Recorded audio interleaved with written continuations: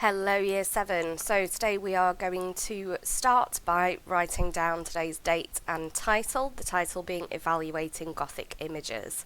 So by the end of this lesson I'm hoping that you're going to be able to explain your opinion in a clear and convincing way.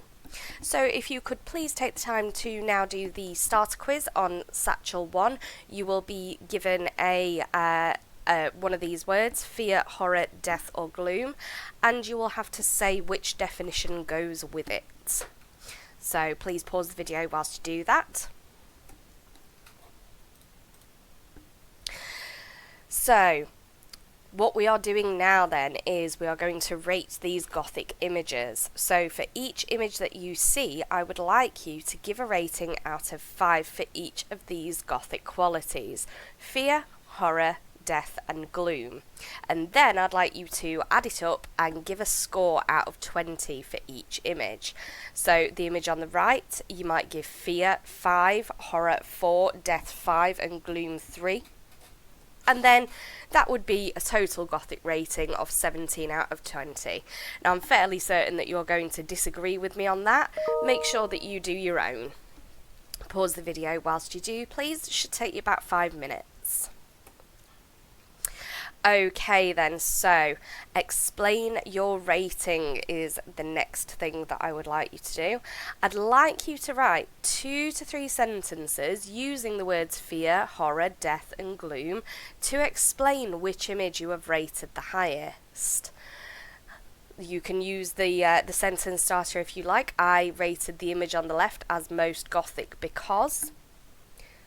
Okay, so pause the video whilst you do that. I'm expecting it to take you about 10 to 15 minutes.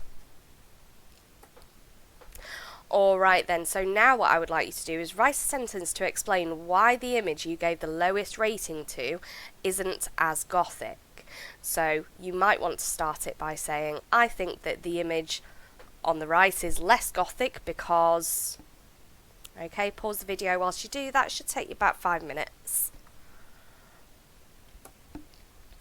Right, so let's have a look at what a good one looks like. So, what makes a good explanation of opinion?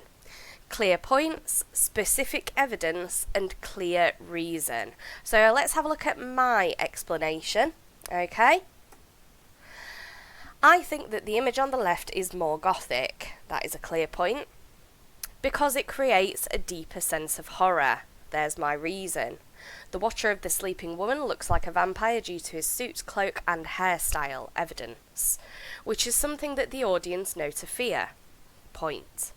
As the lady is sleeping, again we're referring to the picture, so that is evidence, we feel more fear for her. There's a good point. Then the girl walking around, again we're referring to the picture, so that's evidence, because she cannot defend herself. We want to shout at her to wake up before the Dracula character bites or kills her. There's your point, which makes it very Gothic, and there is your reason. Okay, so does your explanation include these 3 things? Have a go with 3 different coloured highlighters. See if you can work out where these things are in your own work. That should take you about 5 minutes. Pause the video whilst you do that. Okay, so you're now going to try and improve your explanation of your opinions with these images. So I'd like for you to write 2 or 3 sentences in your book to explain which image you reckon is more Gothic.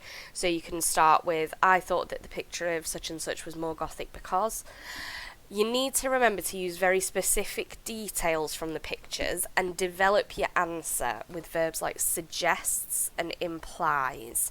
Make sure that you're using those clear points, specific evidence and clear reasons as well. So you've got about 15 minutes to get that done. Alright, so your final task then is self-assessment. This should only take you about 5 minutes. In a different colour pen or a highlighter or 3 different colours, underline and label where you've included the following in your explanation. So where are your clear points, where is your specific evidence, and where are your clear reasons?